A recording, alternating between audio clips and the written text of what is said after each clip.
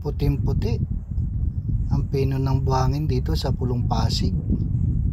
Kita ninyo, Pulong Pasig Sandbar, puting-puti, pinong-pinong buhangin. Ay, salamat, nakabalik na rin kami sa bangka. Ang layo na nilakad. Ito may starfish, ibabalik namin sa tubig.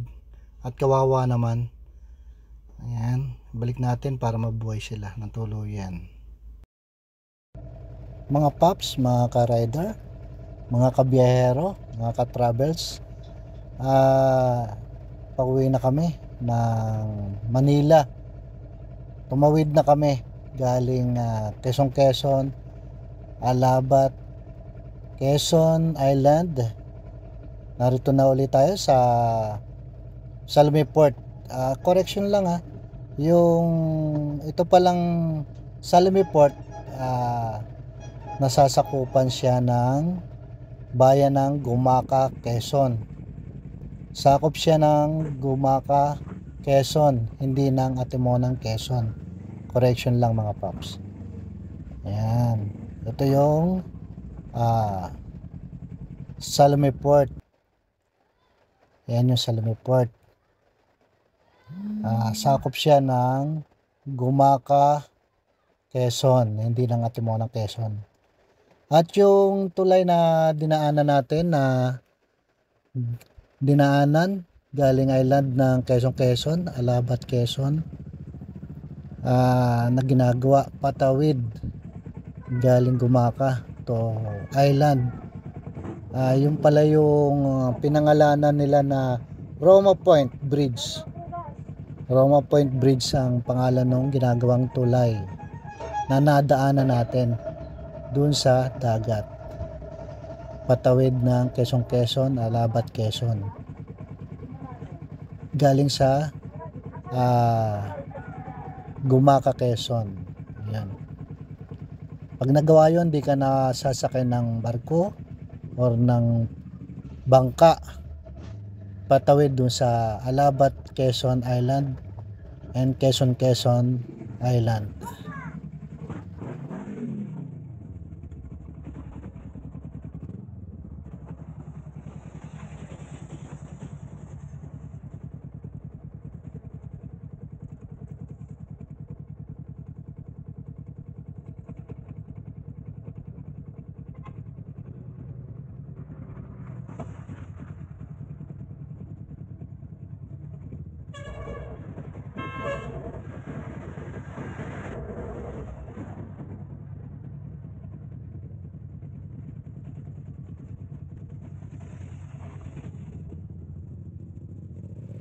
Ayan, punta na tayo doon ulit sa papuntang Maynila. Yung mga kasamahan natin nauna na, at mag-i-stop over tayo doon sa kainan kay Lolo Umpo Restaurant. Ayan yung stop over na kinakainan ng mga biyahero sa gilid ng dagat, sa gilid tabing dagat yon, yung kainan na yon. Doon nag-i-stop over lahat ng mga sasakyan. Pagkakain kay Lolo Umpo. Ayan, sakop siya ng Gumaca, Quezon. Naroon na yung mga kasama natin. Ayan mga paps, mga ka-rider, mga ka-travel, tapos na tayong mag-lunch dito kay Lolo Umpo Restaurant, sa stopover ng mga biyahero na mga nagmumotor, mga truck, mga bus. Ayan, at saka yung mga sasakyan. Diyan tayo kumain ng lunch. Papunta na tayo ng Manila. Time check, 3 PM ng March 24, 2024. Ayan, late na yung lunch natin. At bumiyahe pa tayo galing island ng Alabat, Quezon Island, tsaka Quezon Island. Kaya late na yung ating lunch. Sakay tayo kanina ng bangka. Ayan. Going to Manila na.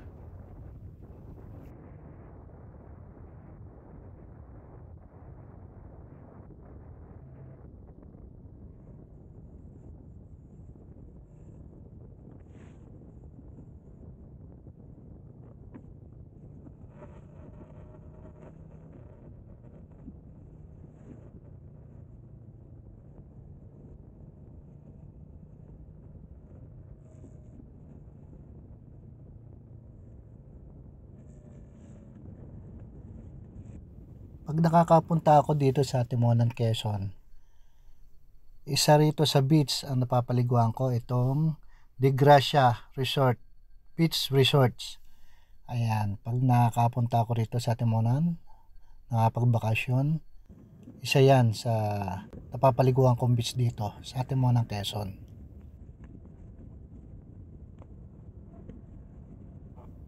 Maraming beach dito, mamimili ka. Maganda yung mga beach diyan. At mayroon ding hotel beach din dito sa Timonan, Quezon. Makakapamili kayo ng magagandang beach.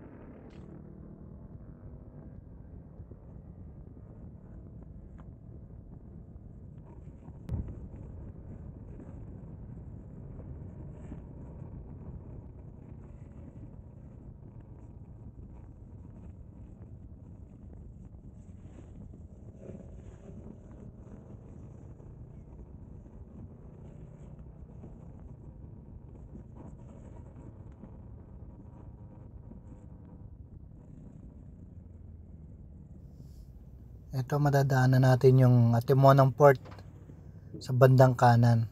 Hindi tayo nakasakay diyan ng day 1 natin, on day 1, March 23, 2024. Day 1 natin yun. Hindi tayo nakasakay diyan sa Timonan Port papuntang Alabat, Quezon, at punuan yung Roro.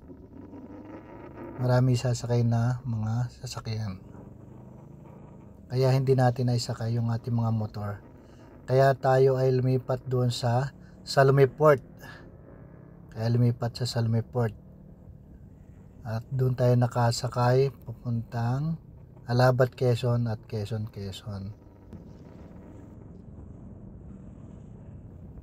Ito yung sa bandang kanan natin na kalye. Ayun yung papuntang Timonan, Quezon Town proper. Yan. Pag tayo pa Maynila, nasa bandang kanan na siya. Ito ngayon pa Manila na tayo. Uuwi na tayo. Day 2, March 24, 2024.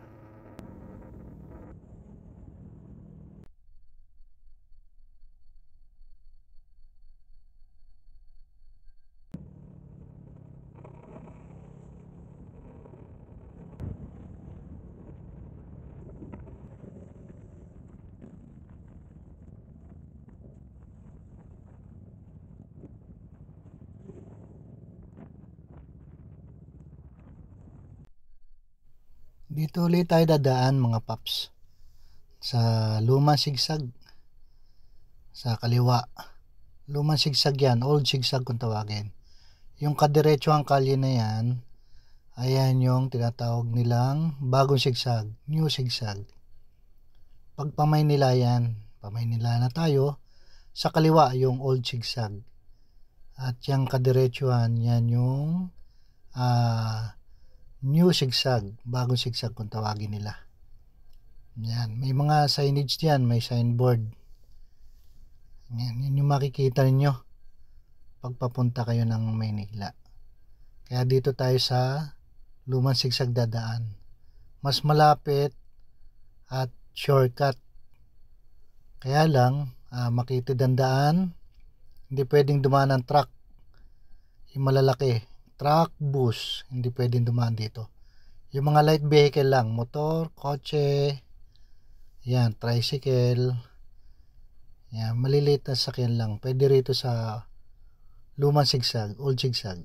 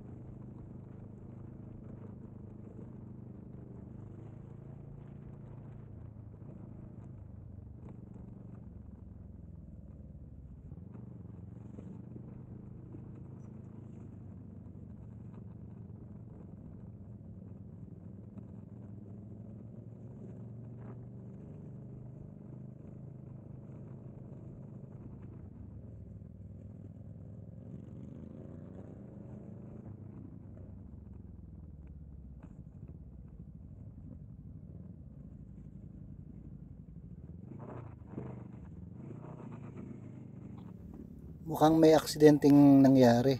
Pag ganito nagbagal ang mga sakyan, may mga patrol o ambulansya, laging may nangyayaring hindi maganda, aksidente. Sigurado to mayroong nasiraan man or aksidente. Ayan, na aksidente nga. So ingat tayo mga ka-rider, mga kabiyahero. Pagdadaan kayo dito sa lumang sigsag, ingat. Makitid kasi ang daan dito at mataas, matarik ang daan at pababa, paakyat ang daan dito.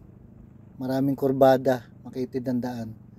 Kaya ingat kayo pag mamaneho dito sa old sigsag. Kaya pinagbabawal dito yung malalaking sasakyan dumaan. At hindi maganda ang daan sa malalaking truck or bus para rito.